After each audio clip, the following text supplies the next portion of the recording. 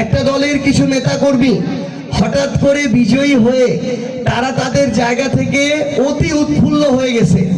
তারা আমাদের নেতাকর্মীদেরকে ধমক দিচ্ছে, ভয় দেখাচ্ছে, সাবধান করতেছে, এরকম অনেক আচরণ, কারো গায়ে হাত পর্যন্ত তুলছে। একটা জিনিস শুধু মনে রাখবেন, যে যত তাড়াতাড়ি স্বৈরাচার হবে তার তত তাড়াতাড়ি পতন হবে। আওয়ামী লীগের সময় 16 বছর লাগছে, কারণ মানুষ সাহস করে রাস্তায় নামতে পারে নাই। কিন্তু এখন এই প্রত্যেকটা মানুষ কিন্তু সাহস করে রাস্তায় নামালো। এবার কিন্তু আর 16 বছর লাগবে না। কেউ যদি নতুন করে হইতে চায় এই স্বৈরাচার, আমরা বলতে পারি আগামী 5 বছর তাদের জন্য ক্ষমতায় টিকে থাকা কোনোদিন সম্ভব হবে না।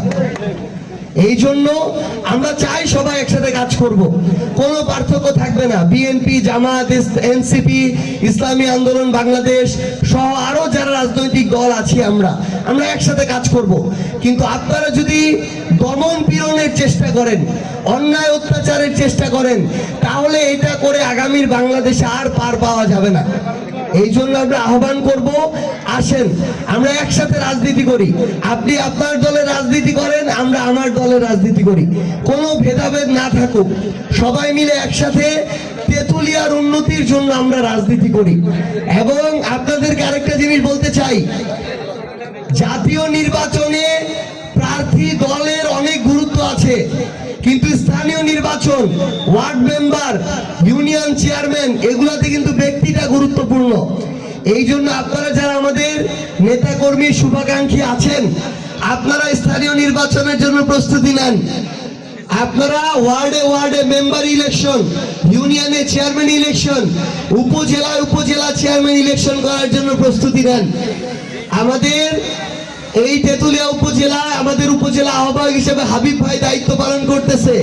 আমরা হাবিব ভাইকেও বলছি আপনি উপজেলার প্রস্তুতি গ্রহণ করা শুরু করেন। কি আমরা নেতা তৈরি করবো কি করব না? আমাদের উপজেলা চেয়ারম্যান লাগবে কি লাগবে না? ইউনিয়ন চেয়ারম্যান লাগবে কি লাগবে না? ওয়ার্ডের মেম্বার লাগবে কি লাগবে না? লাগবে। ভালো মানুষদের এগিয়ে আসতে হবে।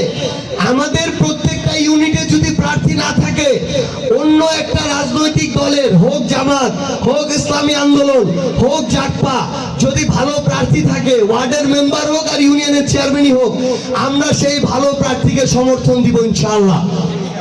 একসাথে মিলে ভালো মানুষদেরকে আমাদেরকে দায়িত্বে নিয়ে আসতে হবে, তাহলে সবাই ভালো থাকবো, না হলে কেউই ভালো থাকতে পারবেন না। পরিশেষে আপনাদেরকে একটাই আহ্বান করব, এই তেতুলিয়াটা হচ্ছে পঞ্চগড়ের সবচেয়ে সমৃদ্ধ এবং সম্ভাবনাময় উপজেলা। এটাই বাস্তব। মহান আল্লাহ নিজের হাতে দিয়েছেন, খনিজ সম্পদ দিয়েছেন, বালু দিয়েছেন, পাথর দিয়েছেন।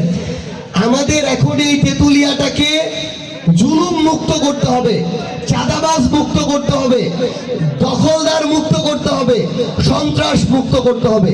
আমরা একসাথে করতে পারবো তো ইনশাআল্লাহ?